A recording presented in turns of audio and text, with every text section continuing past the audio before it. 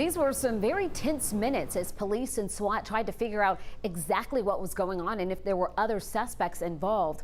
Our John Shurik takes a deeper look into the investigation live in Midtown. John.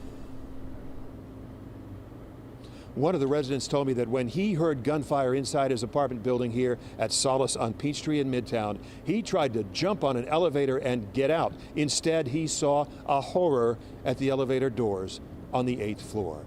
An Atlanta police officer shot and wounded, the suspected shooter killed.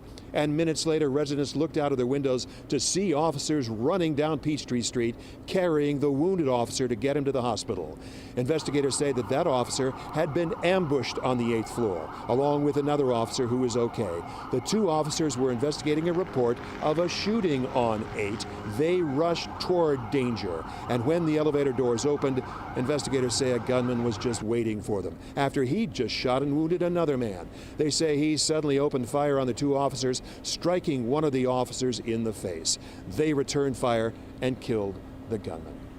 These officers were ambushed, and even with one of the officers being struck, they quickly responded. Unfortunately, what we have witnessed today is what is the absolute most dangerous aspect of this job.